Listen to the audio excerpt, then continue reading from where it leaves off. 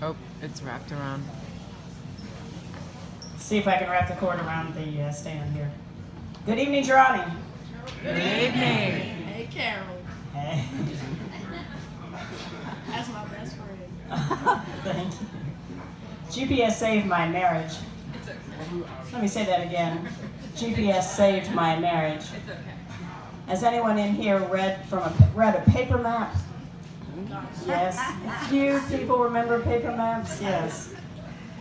That's how I came up reading paper maps. And it was okay. I'm a turn-by-turn map reader, so I go turn-by-turn. Like when I drove to Boston, I had all the turns laid out, all the exits, and all the toll roads laid out.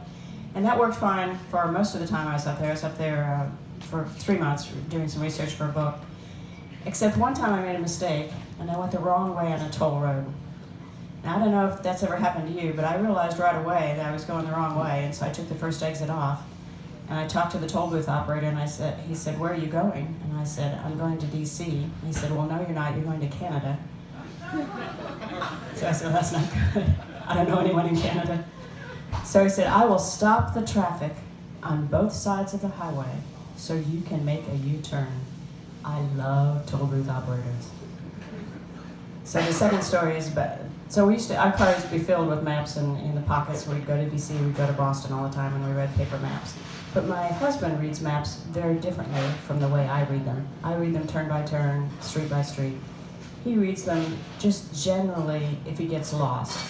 So I was always his navigator, and he would tell me, okay, so I know I need to take Highway 81 to 95, and then I'll just follow the Suns to Atlanta, and then I know how to get home to my parents' house from Atlanta. So that was all well, and he has a good natural sense of direction, so that was all well and good. Until we passed an exit that was the right exit to take, and as we were going by, he would yell at me, "Is this my exit?"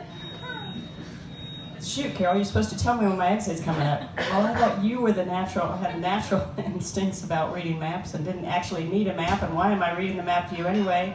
And there was lots of yelling. Until we went to Spain. Now, I don't know anything about Madrid, and so I was following along the map, street by street, turn by turn, and all of a sudden he looked up and looked around and said, "We are not where you're telling me we are, because I know that the bull ring is right over there." And so he drove off the road to read the map. Now, the map maker had messed me up. The map wouldn't all fit on one square. So the map maker had extended the map. And there was a piece of paper that folded down, and I was reading on that second extended piece of paper.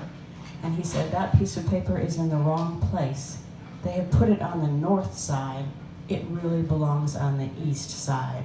We are off the map." I said, "Well, there's no way I could have known that." And he said, "There's no way you could have known that." And then he reminded me that when he was in the Army, there's someone else here who's been in the Army before, yep. When he was in the Army, they gave them some advice about map reading. If the map and the land disagree, believe the map. I'm sorry, believe the land. In this case, believe the bull ring. We're off the map. So now I know. And then GPS came along, saved our lives. And an Australian dude tells me turn by turn how I need to go. I'm still looking for the kangaroos. Thank you. You can find me on Facebook, on YouTube. I'm Carol Covin, Carol like Christmas Carol.